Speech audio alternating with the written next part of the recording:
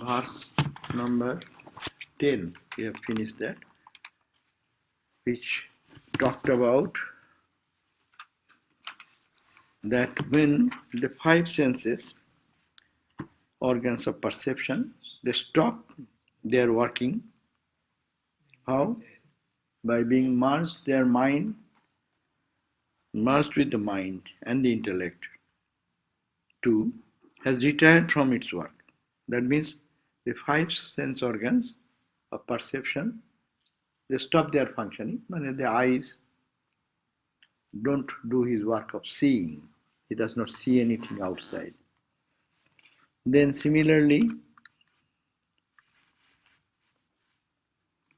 if one hear of organ of hearing, organ of smell, taste, touch, they stop working. That means they are not working at all. They are all indrawn. Not that they are dead, but they see don't outside, they see the inside. So that's why the first condition, the five sense organs will be there, but they are stopping their normal function. Normal function of the eye is to see outside, hear, ear to hear outside. So when they stop this functioning, one condition, how? Being the senses merged into the mind, one step inward, and intellect, and they also has retired. That means mind does not function, intellect does not function. It is not a dead condition, but they have stopped their functioning. Then that is a state the scholars described as being the highest spiritual state. So this is a very nice point to understand, that the senses normal functioning is, as we know, from morning now we are functioning how? All the senses are alert and they are engaged in the outside objects of the senses, corresponding objects of the senses. They are connected with it. And they cannot connect unless the mind is connected with it. Mind cannot function unless intellect is behind that. Intellect cannot function behind the ego is there. Ego cannot function because of the Satchidananda Atman there. This is again and again we repeat this word every day. It's not a new thing. Is it okay or not? Please say that it's okay. It's okay. Okay. Yeah, because the eyes will not see if the mind is engaged somewhere. Even eyes are there, mind is there. But you say, oh, I was puzzled that time. That means your intellect is not functioning. I got confused that time. Confused means confusion comes in your intellect. Huh? And then, if your ego is not there, suppose you are sleeping, your sense organs are open. Eye is not open, at least ear is open. And others, perception, smell, everything should function. Because mind is not there, intellect is not there, all have merged into a sleep mode. Therefore, you don't have any perception of the world.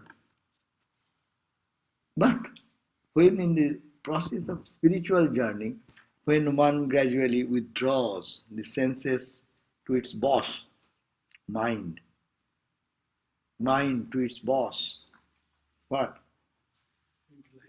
Intellect. Who is the boss of intellect? Ego. I. So that they all withdrawn this way. So that and everything rests in peace.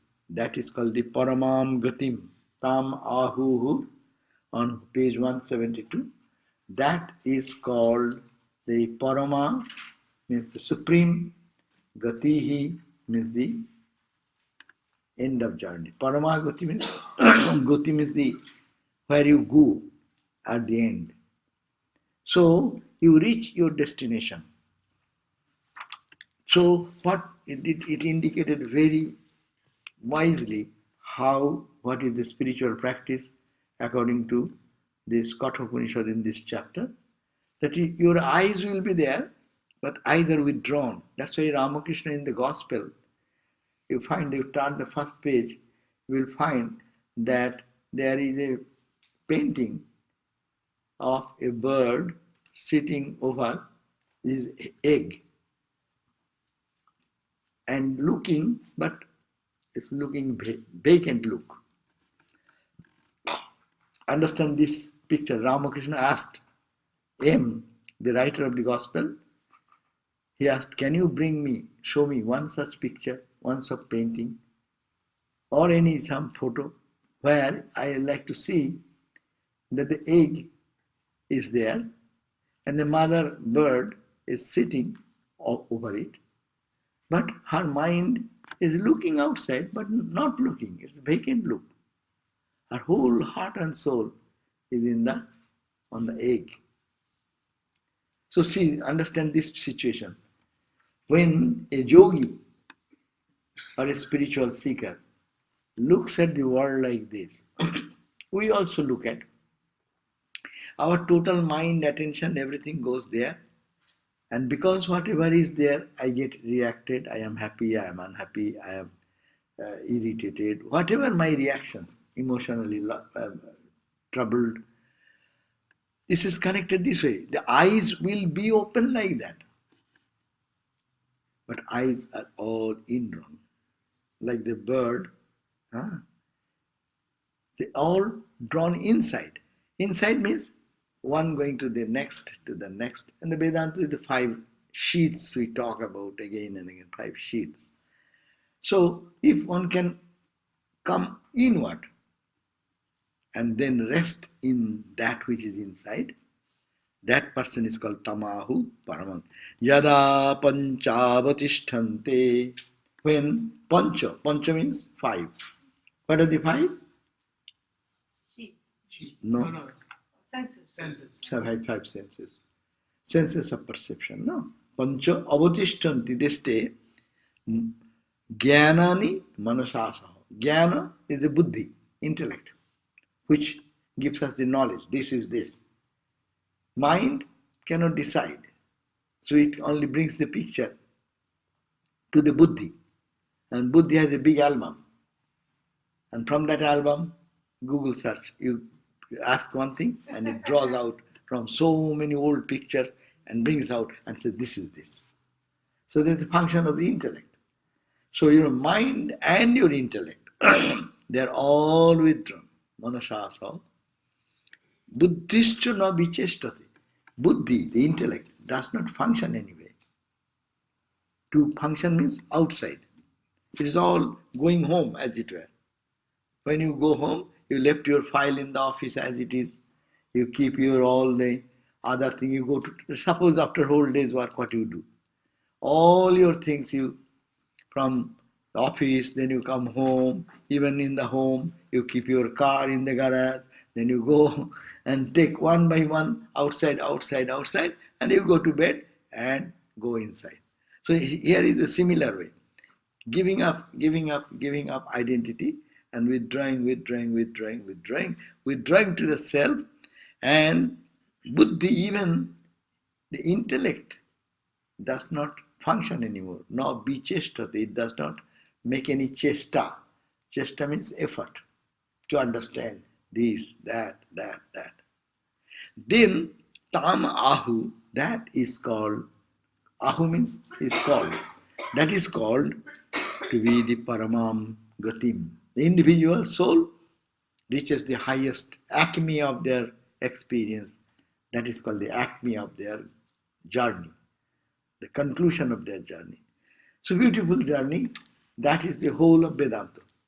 Vedanta teaches us, you are Atman. You say, I am not the body, not the mind, not the intellect, not the function. See, that means you are withdrawing from visible universe to your body, to your mind, to your emotions, to your ego, and then go inward.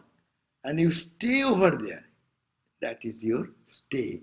That is called Paramam Gatim. That is the Paramagati, supreme goal. And now that continues on verse number 11. Let us jointly chant.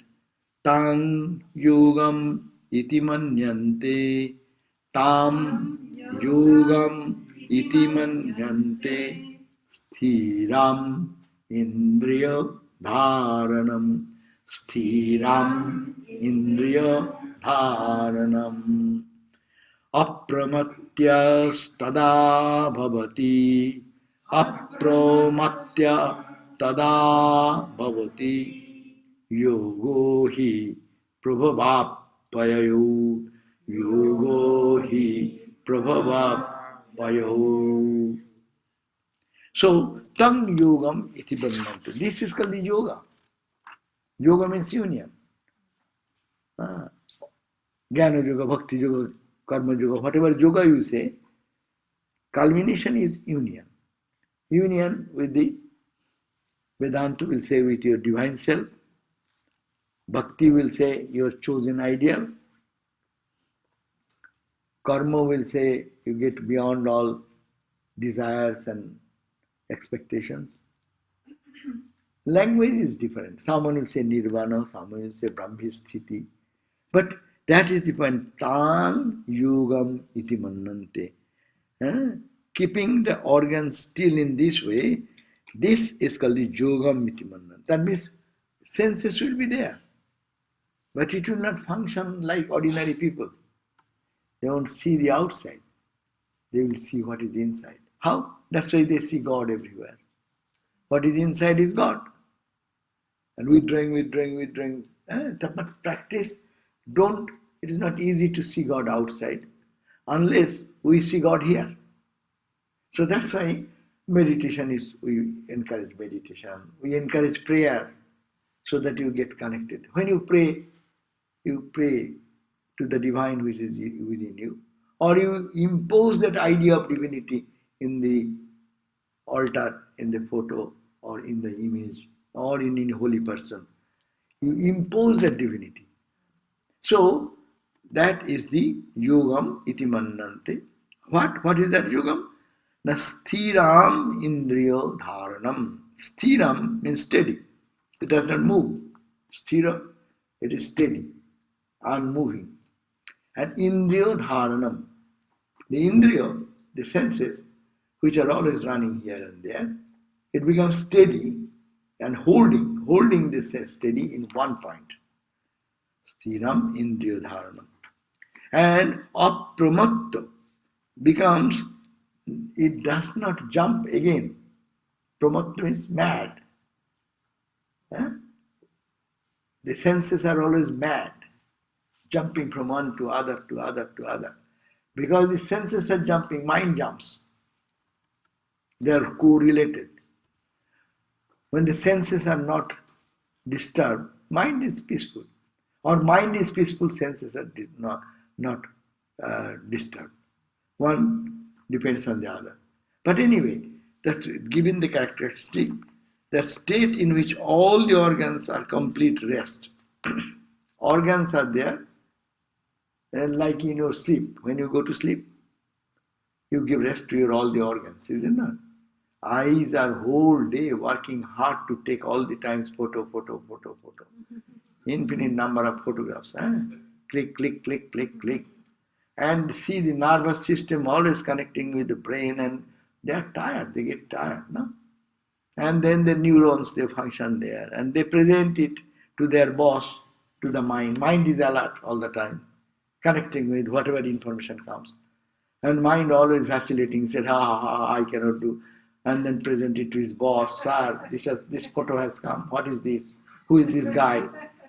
What is this flower? What is the name of this new place? I do not know. So Buddhi instantly starts working. He is no rest. He is also functioning. Run. Find, take out from the old stock. We have any picture, sir? Then Buddhi says, no, I don't find any picture. Then the direction comes. Hey, ask them, what is this? We ask somebody, hey, what is this? What is the name of this person? Did you see all this? See, it is all are active, functioning. But they don't function when you go to sleep. The eyes Okay, rested. That's why you close the eyes. Ears are there, you don't hear. Nervous system, they get little rest. Sleep means resting the system. It's a machine working constantly, agitated machine continuously going on, giving some rest to that. But yogis rest in different way. Yogis will be there. They can withdraw one into the other, into the other, into the other. So that external sounds, taste, touch will come. They will not find any response. Your line is engaged. You are calling somebody and we see the noise. We say, oh, this line is engaged. So when senses will bring the news, but when it goes engaged, engaged, engaged, withdrawn, withdrawn in God or in the divine, so line engaged, outside information does not reach you. That happened not for all of us, but it happens for the great yogis, Vivekananda, sitting for meditation. And Girish Ghosh, he went and saw that in Belur Math it was very much infested with mosquitoes. Even now there are, even in this country there are big mosquitoes in different places, when there's a land with watery land and this. So, but Belur Math was famous. So Girish Ghosh came and saw that Vivekananda is meditating, wearing a blanket as it were. One understand how much all over his body. They had not, don't think they have warm clothing and dress those days. And in hot countries, they always remain almost bare-bodied.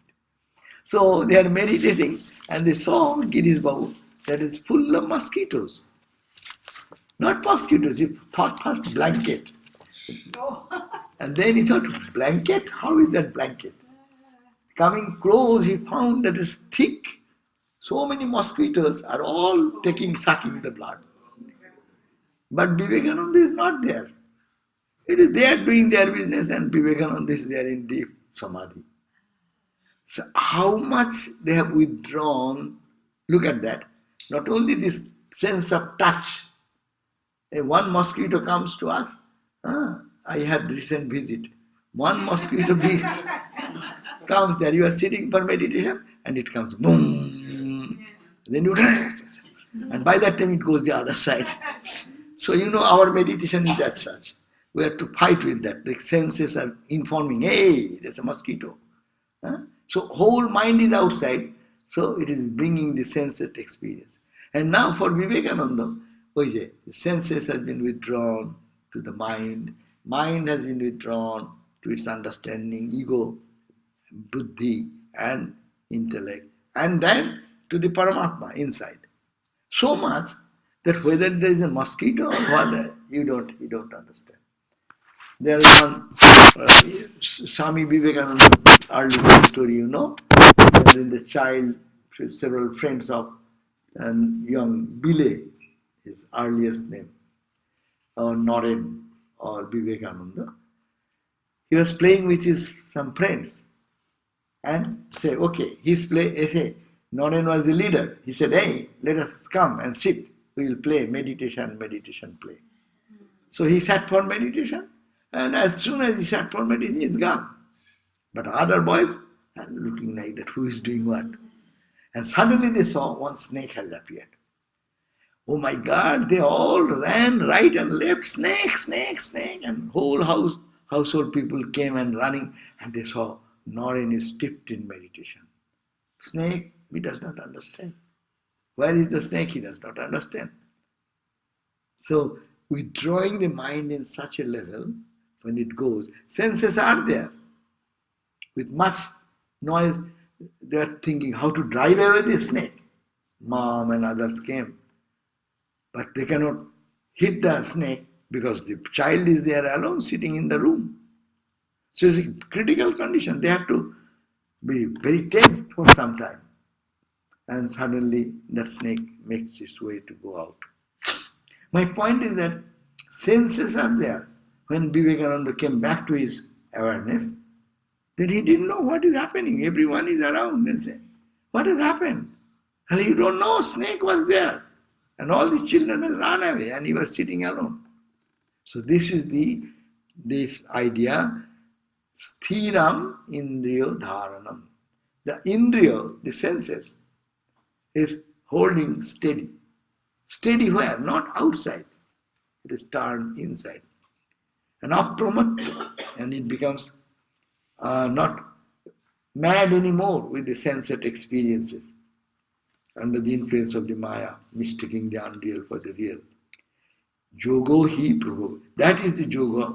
This is the yogic state that can rise and also can fall. For a spiritual seeker, once you get to that point, and again you lose it, again you try to go there, and again you lose it.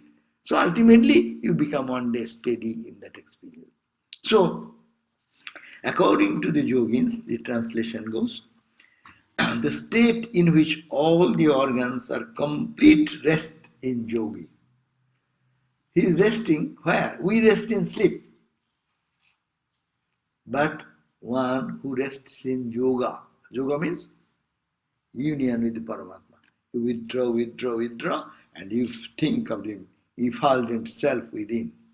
So you are united. Your mind is united there. Your intellect is united there. So when it happens like that, in that state, a yogin never makes a mistake.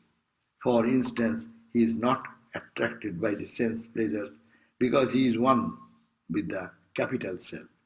But this yogic state may have its fall just as it has its rise. This is yogic practice, no? Yogic practice is yama, niyama, asana, pranayama, pratyahara, withdrawing from outside to inside. This is a yogic path.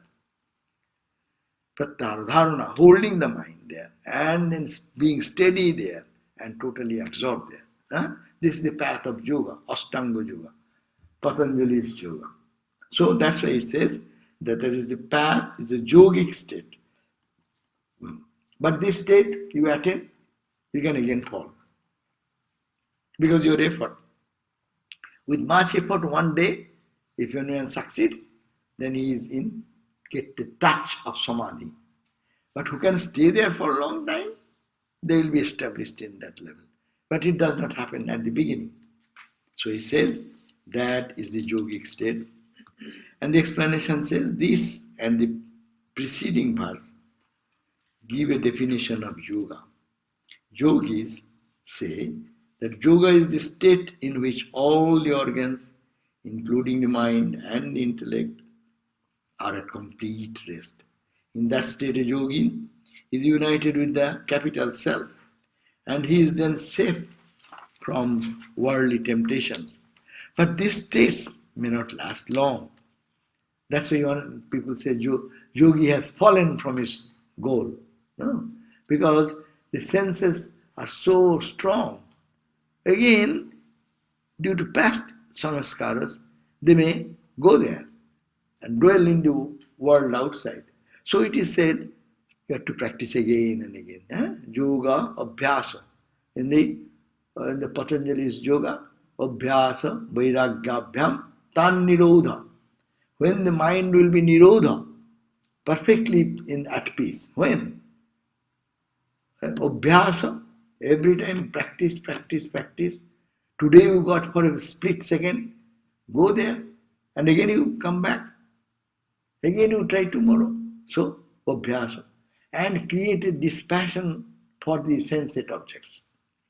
Because that is taking us away from our divine self. So, this is called the yogic practice. That's why he says, the state may not last long.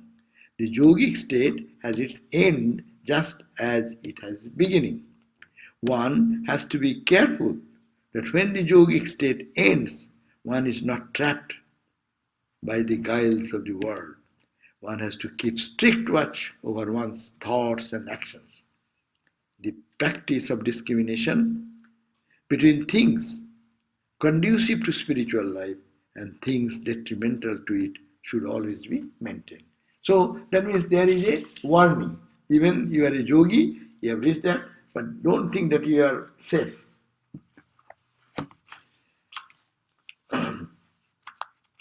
The firm control, I am reading the other book, Swami Chinmayananda translation.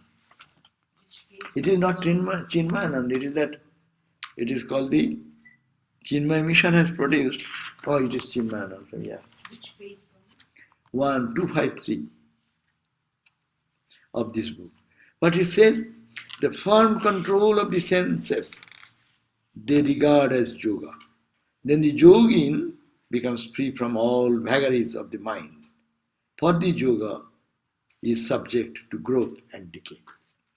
And explanation is a long explanation about 2-3 pages. The method of practice pursued by the Vedanta student in order to develop the intuitive power and with that come to realize ultimately his own self and thus become immortal is being explained here. That means one is you are trying to withdraw from and going to the Atman. Another aspect, I am that Atman. So nothing to achieve, nothing to reach. There are two attitudes. One is yogic path, another is called the jnana path. The process of self-development and self-perfection is yoga, if truly practiced. Yoga promises us its goal to be Godhood. Here, the scripture clearly exclaims that yoga means, in its practical application, the firm control of the sense organs. A certain amount of sense control comes as a matter of habit to one who has come to live the discrete rules of the decent life. Such an individual will not like the barbarian in him to walk out of his own form, to abscond or to seduce, although his mind may get tempted by the charms of the neighbor. That means the yogic path is step by step, trying to withdraw, trying to withdraw, trying to withdraw. Then again, the mind may go again to practice. That's the yogic path. An individual is helped much in his self-control, no doubt, if the spirit of his age is one that follows the dharmas. So if you follow the path of dharma, naturally you are progressing in that yogic path. Fortunately, the Vedic period, they maintain a strict code, which is called dharma, sanatana dharma. Now, apologies for this digression. The amount of, I am going to page 255. Apologies for the digression. The amount of sense control a man comes to enjoy depends much upon the spirit of the very age he is living in. In the penultimate state of self-development, the individual gains more and more control over his sense organs through his practice of self-control. Certainly, the final and total control over the senses come only from the moment of full realization of the self. That is true. Total control will come when? When you see the divine, when you experience the divine. It is called the Tasmin Drishte Paravare. When you see or experience the Para, the Supreme, and that which is Supreme, the highest and the lowest together, that is Brahman, then only all the attraction for our senses will go away. Attachment. Because after that you see God everywhere. Before that we see God, no God, mostly our mind occupies the physicality. So that's why this practice continues. Yoga to a student of Vedanta starts with and is continued in self-control. To him, the extreme development of his powers of concentration to a successful achievement in the control of his senses is the great tapasya. That means in yogic path, every day we start to control ourselves. I will not allow to go to the sensate universe. I will withdraw the mind from that and try to focus in my heart and practice again and again. This is a constant effort. Control of the sense organ does not mean merely the negative idea of taking our sense organs away from the sense objects. This is only half the battle. Success can be achieved in self-control only when our mind are fixed firmly in the steady self inside.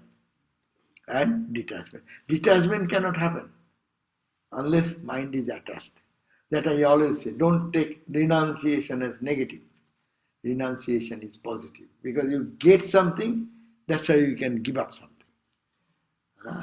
No one can think that I'll be going to say San Diego, and then I don't want to leave this place.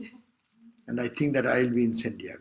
I may plan every day, give a talk about going to San Diego, how good is that, and how many so many things to see in San Diego. But I'm hanging on to Hollywood.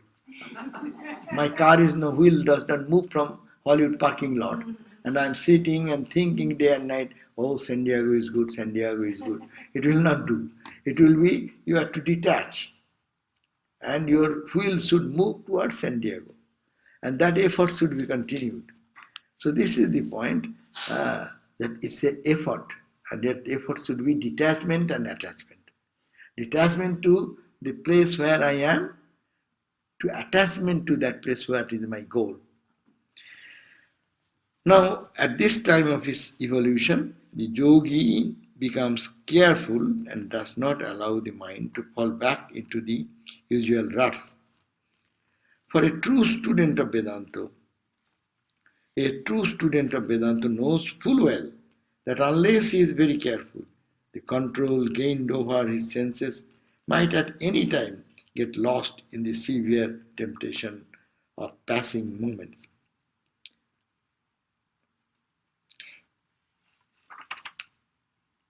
So that care is to be taken by a student who is practicing yoga. Now, next, let us go to the next verse. Swami, question. How are they fundamentally different, the path of... Jnana and yoga. Yeah, because they both stress that they want disturbances to cease. And they both stress the evolution of towards this through self-control. I don't think there is much discrimination. How are they different? No, I don't think there is much discrimination in the student life. One is a student of physics, another is a student of history. Both are in the same grade. One path following Jnana, one path following yoga, one path following. But student life, equal practice is necessary. Bhakti also, look at that, bhakti. You cannot love God, that much you love God, that much you are disinterested in other things. At the beginning, because the object appears to be sense objects, and the connection with the senses and the sense objects are very natural. So for a Jnani student, for a student of yoga, or for a student of bhakti, the practice remains the same. Unless I feel attracted towards God and his prayer and his worship and his bhajan and singing, kirtan, no? I am not engrossed in that. My mind will roam in the world, worldly thoughts. So the same thing for a Jnani. Jnani says it is unreal, unreal, unreal. Look at the real, look at the real, look at the real. Yogi will say, these are all sense, all the waves of your chitta because of the sensate experience. Stop that chitta vritti. Don't look at that. I think practice-wise there is not much difference, but emphasis-wise it is different. You can see how Bhakti Yoga would be very different because it centers around the person of God. Neither Patanjali's yoga nor Jnana Yoga go that way. It can be. No. Gita, Patanjali, Saguna, Nirguna, everything is their subject. Ultimately, end result will be the Nirvikalpa Samadhi. But before that, Savikalpa is there, Saka, Savicharo, all these things are there. But in the Ashtanga Yoga process, there isn't really a strong bhakti element. Oh, of course, unless you have bhakti, why will you go there? So that you have to read Swami Premishananda's book. No yoga is independent. Element of bhakti should be there, otherwise why will you practice that? My love should go there. Right. But neither one starts with the premise of love of a person of God. That would be the domain of Bhakti Yoga. These are different, they're equally potent, but they're different. But we are making a little statement that it is bhakti is only for Saguna, but Patanjali also Ishvara. Yes, Shishvara Sankho. That's why Patanjali accept Ishvara, not the absolute. He also accept the Saguna Sakara. Ishvara, definition of Ishvara. Sahi, I forgot the entire verse, I have not gone to the. But it is Purusha Vishesha Ishvara. The definition of Patanjali has given Ishvara Pranidhanad Bha. This is one sutra. And what is definition of Ishvara? Ishvara is who is Purusha Vishesha. It's the special Purusha. Now you understand whatever way you explain that word. And then you can meditate on Purusha, you can meditate on saintly people, you can meditate on any image, all Jatha Abhimato Dhyanadva, Patanjali Sutra. So Patanjali Sutra has hints of all types, but you can say Bhakti is focused only in Saguna, specifically holding on to a particular form and particular attributes. Yeah. Because Bhakti has an ishta, which they can argue, like Thakur did, that at a certain altitude, a snow icon doesn't melt. But neither one or the other two would say that. They might cross-reference it in a cultural context, but Ishvara is not an ishta. Ishvara is not Ishta, but you can think of Ishta. There is sadhu, they said that. Jyotismati, you can think of a light. There are meditation series, you'll find you can meditate on a light, point of light. You can think of a Purusha Vishesha, Ishvara, meditate on it. Athava, he has given so much freedom. Yatha Uvimato Dhyanat Ba. You can meditate on anything your heart wants to meditate as a symbol of the infinite. That's a symbol. And Vedanta also, I always say, what Vedanta thinks of Saguna? Everyone thinks Saguna, Sakara. Maybe it is a bigger form. And a divine form is little in the frame of human-like or God-like, like that. Yes, kid? Yes, Swami. We have, there's two views. One is that the sky is filled with clouds. Take the clouds away, you are the sky. The good one is it's rising and falling waves of impermanence that have to be dissolved and done away with. And when they're done away with, I am the ocean. I'm the ocean of consciousness. I am Sat Chitananda. I'm existence itself in bliss and infinity. Why is that not a very simple way to become established in self-realization? Why it's not? Well, Last but no question. Is that a direct way to... Oh, it depends on the student whose tendency, whose nature is what. If that idea resonates in the heart of someone, that is the path for that person. That idea is the best idea for him. He can resonate, he can associate with that idea, that infinite ocean, waves rising, falling, I am that. If that resonates in the heart. That when you are thinking, then you are disassociating with anything other than that reality. So it is already sense objects, mind, they are all being thrown away from I've that. just been thinking that these things that I know, I don't know them deeply enough. And I'm beginning to understand it's right there in front of me. It's right there. If I am such a... That's true. That is true. That is ultimate truth. That's all over the place. That is always true. God is everywhere. Everything is Satchidananda. That's true. But I don't understand. Yes, because of my ignorance. Okay, now let me think that it is that, it is that, it is that. Yes, these are procedure to reach that point.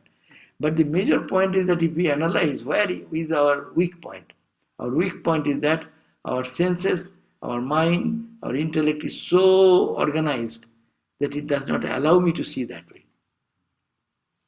That's why all these spiritual practices are coming.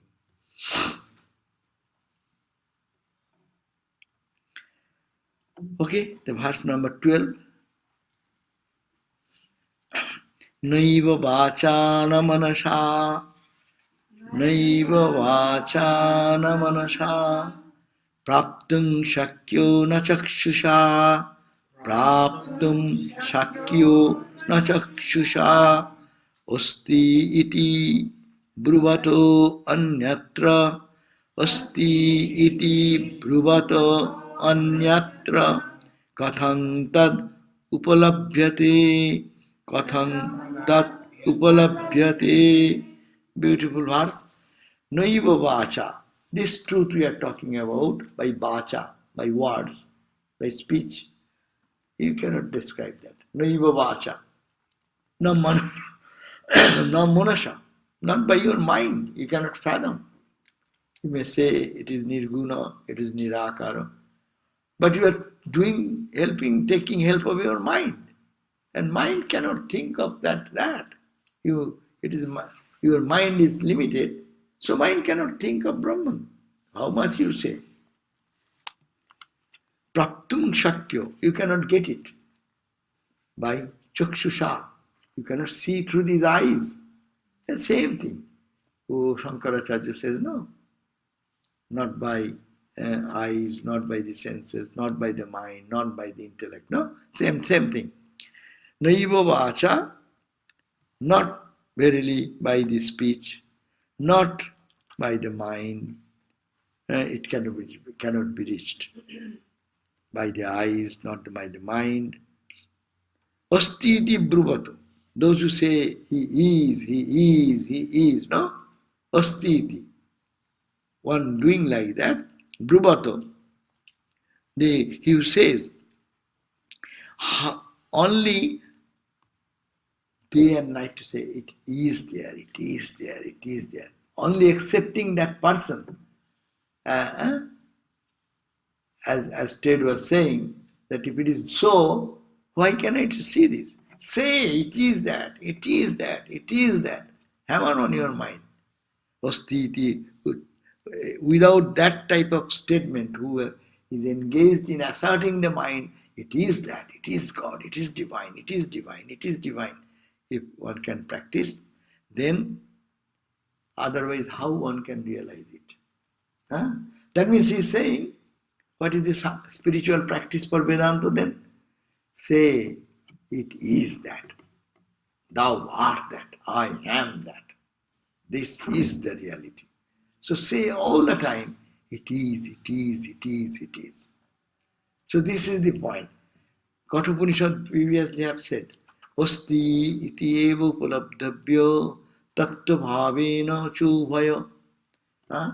How can we realize this self? We are from childhood have been taught, God is somewhere, God is not here. This world is real, world is real. The world has become real for us. But when Upanishad says, it is, you have to assert this idea. Osti, God is there, or the Atman is there. It is the Atman I am seeing. It is the Atman I am interacting. It is the Atman I am seeing through the senses, the media of the senses, whatever I am doing, but it is the Atman appearing. No? It is like, you go to Universal Studio or somewhere to have some experience of your moving through the stars. So you see, you put this and this, put something, and you feel that you are flying through the stars and you are blowing right and left. Everyone's experience is that. This is the Maya. When you are seeing, you cannot deny. But it is happening only on the eyeglass. What is there, I do not know. Virtual reality. So virtual reality, this is the virtual reality. You take out that glass, if you can see through, see, it is this. Through the virtual reality, whatever you are saying, it is that, it is that, it is that. You can see it is empty space, empty space, empty space. There is nothing. All these things I am saying is a created reality. So similarly, this is a created reality. And mind is to be trained to say, no, this I am seeing. But it is that Satchidananda, it is that, it is that, it is that. Or Vedanta is like, it is me, it is my real me, it is my divine me, it is my real entity. Aham Brahmasmi, Aham Brahman. The Vedanta student always day and night, what they get to practice. In Vedanta there is simple practice. Sravana, Manana, Nididhasana. Listen, reflect upon that and deeply dive into it. What will you reflect? I am that. That means this is that. So what I am seeing, I am not denying this, but it is that reality. And Ramakrishna simplified thing, it is like wax museum. No. Whatever you see, it is wax. But you see it different in name and form. So asad, it is wax, it is wax, it is wax. So similarly you say it is Atman, it is me, it is me, it is that divine, it is divine, it is divine, it is Satchidananda, it is Satchidananda. Osti, Osti, it is, it is, it is. Three aspects of Brahman. It is the existential, right? Osti, Vati, which is the conscious aspect or the revealing aspect. Third is the Ananda aspect. Asti Bhati Priya. Sat Chit Ananda. There are two different ways of saying. Yeah. So it is there first. It is self-effulgent and it is self-joy. It is the joy. It is only joy, only bliss. Ananda, Ananda, Ananda.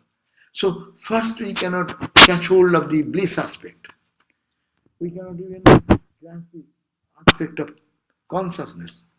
But we can think it is. No one denies that this camera is there, this glass is here, book is here, it is here, is. No? Everything is, no? I see the chandelier, I see the clock, I see you. Everything. No one can deny that these are here. Only you wipe out different names on the left side. You can say it is. So he is giving us, Kathopanishad is giving us a guidance how to look at the world and feel the presence of consciousness or Satchidananda. Start with the Osti aspect.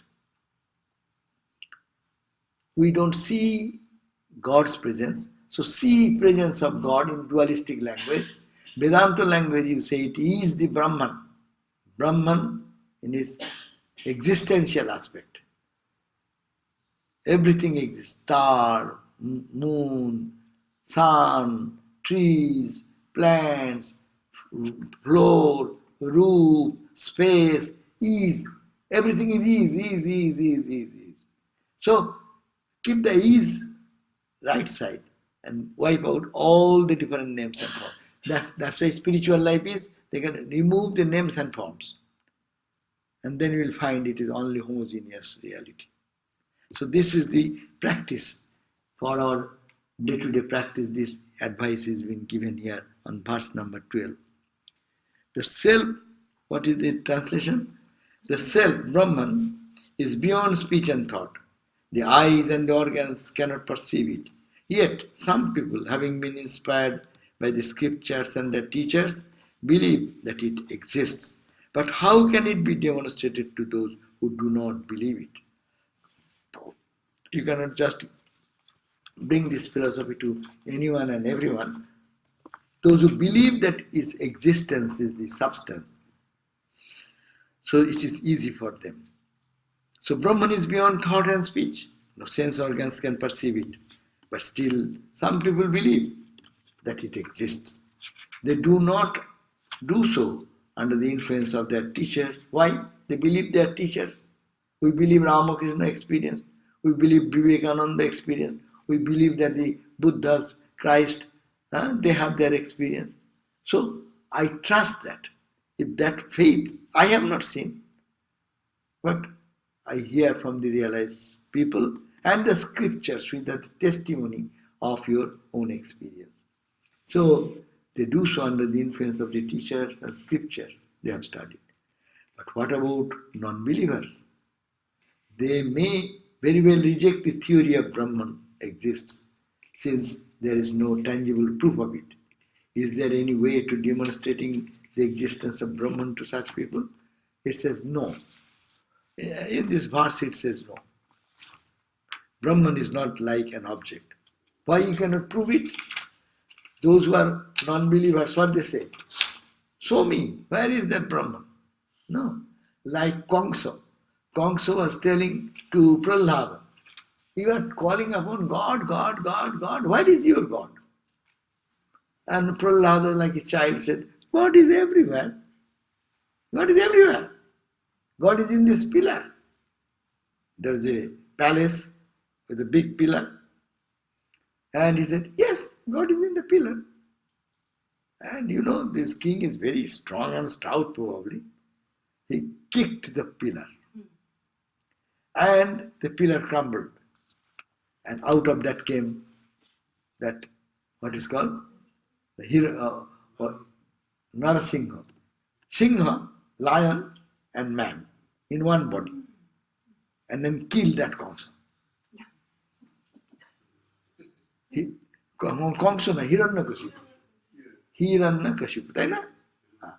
Hiranyakashipu. So they see, it may be allegorical, but you can think this way. Where is God? Non-believers say, I don't see God. Can you show me? I have my eyes. Show me. You say it is fine. Okay, I'm bringing a telescope. Show me. You cannot show. Okay, it's farther away. Okay, I'm giving my microscope to see close, telescope to go there. You cannot show there, you cannot show here. And why are you saying it is there? That's why he says, to those people who have no trust and faith in the people of realization, like these great giants of spiritual life, Christ, Buddhas, Ramas, Krishnas, or Jivan Mukta people, those who are liberated while roaming in the world, seers of truth. So they cannot believe, we cannot convince them. That's why he says, no, Brahman is not like an object. Then came to demonstrate it. But that does not mean that it does not exist. No? It cannot be demonstrated by the instruments so far science has produced. But you cannot deny the existence. Where else did this world come from? It came from Brahman. Brahman is the root of everything that exists. It is the first cause. If there is a tree, it is to be presumed that it came from a seed. Whether the seed is visible or not, something cannot come out of nothing. There are theories, no, in science nowadays. Everything comes from something. And there is no cause, there is nothing at the beginning. Anyhow, something cannot come out of nothing, only something can produce something else. And if the world is real, it must have come out of something that is real. Unreality cannot produce reality. Brahman is therefore real, whether it is perceptible or not. The phenomenal world may totally disappear, but its support, that is the consciousness underlying the world, will continue. Brahman is the source of all consciousness, and thus Brahman will continue. Brahman is the cause of the world. World is the effect. The effect may disappear, but the cause will continue. The effect will go back to the cause, as it says the Bible, for dust thou art, and unto dust shalt thou return. Yeah. Next verse is the verse I quoted just now. Ostiti evupulapta. So what is our spiritual practice should be there? First, you cannot feel the Ananda, God as Satchidananda. But you can think as existence. Whatever you see, it exists. Therefore, try to meditate every day. Exist. Whoever come in your imagination, in your meditation, it exists. Forget the name and form. Dissolve the waves. All the waves. Different name you can give. It is a bubble. It is a foam. It is a ripple. It is a big, huge wave. It is a tsunami wave. You can give names. Wipe out the names. And then what remains? It is water, water, water, water. Ease, ease, ease, ease, ease. No? So therefore, focus on the easiness. And then if you, as I give the example, this here is a bulb. You know, all of us say, the bulb is or not? We will all say yes. Huh? It is. It is. So if it is yes, it is luminous or not? You have to look at then, yes, it is luminous. Is it emitting heat? Yes. Yes. Yes. Well, how do you know? I don't feel it here anything. Similarly, you go close to that truth and touch the bulb, then you will feel it is hot or not. So we are far away from God, the divine. You can first understand the existence is no problem. Anyone can, any fool can say the tree is there, birds are there, the mud is there, or the grass is there. Something is. That anyone can understand. God's three aspects. First aspect, easiness, can be felt by anyone in the world, believer or non-believer. Now you want to explore little further. It appears. Why did it appear? Because there is some conscious entity behind. Then comes the next step, one step further, existence, consciousness. Then you go another step closer. Then you feel the warmth of bliss. In your meditation you feel. Someday you find joy. What is the source of joy? Tell me. You are not eating any food through your tongue. Your eyes are closed, your mouth is shut. But you are feeling so much joy inside. Where the joy comes from? You go close to the truth. I go as close I go, I can feel little heat. And then you go closer. And when you touch that bulb, touch that reality, then you feel the total warmth of it. So therefore, God has three aspects, or Brahman has three aspects, Sat Chit Ananda. Upanishad says, first start with this aspect that God is. Brahman is there, in the easiness, existence, first existence. Forget the name and form. Then you find it is the continuous easiness. From morning till now, all your experiences, it is ease. You have understood something, that also gives the proof that there is some consciousness. You didn't understand something, there is also gives you proof that you have consciousness. That conscious idea gives you that I have not experienced, I don't understand, or understand. Both. So therefore, start Satchidananda, three aspects of Brahman. First start with existential aspect of Brahman. And then when you mature, then you go to the conscious aspect, what is behind this all existence. And then you dive deep into reflection when you say it is only Ananda aspect, the place of joy and peace. So then you reach Brahman. So starting point is here. Okay? Any question? Swami, Yes. looks like we're getting very close to the end. Have we decided on a new book? Which one? In next book? Yeah. You tell me, you have any suggestion?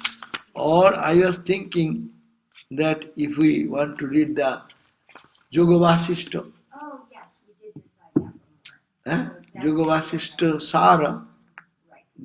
that may be a good book. Yes. It's in this line of Vedanta. Or if you have any other suggestion, think about that.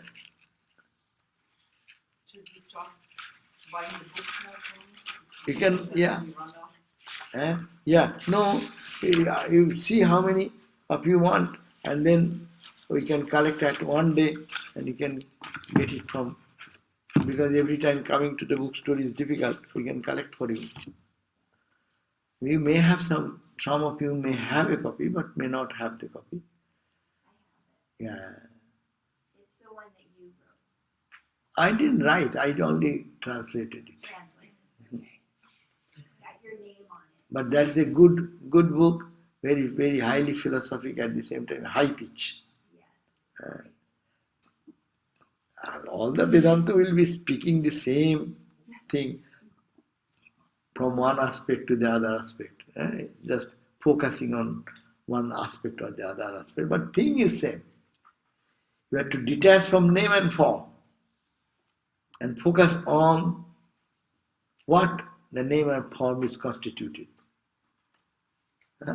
Forget it is bubble, forget it is ripple, forget it is wave, forget it is tsunami, forget it is name so many storm, big waves and this and that, but it is water. Simple. To focus on the water, don't focus on the name and form which is creating trouble in the duality, or it is playing with joy, whatever you can say. But joy is for the realized soul, and struggle is for us who are ignorant.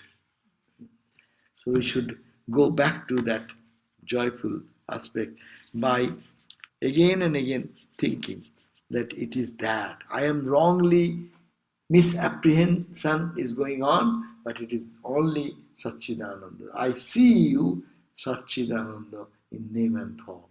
But it is Osti, it is the Osti aspect, existential aspect, Sat. It is really manifesting as human being, as a person, as your intelligence manifesting, as your emotions expressing. So it is the Chit aspect. And Anand aspect is the, when you go close, name is given up, form is gone, your awareness has come, and deeper depth into that. When you go deep inside, then you find it is only Ananda. Then you forget it is H2O, nothing else. All diverse differences disappear. Okay, tomorrow we'll have our gospel class. Om Sahana Bhavatu Sahano Bhunaktu Saha Birjam Karvavahai Tejasvinavadhitamastu Ma Vidvishavahai. Om Shanti Shanti Shanti. Harihi Om Tat Sat. Shri Ram Krishna Panam Astu.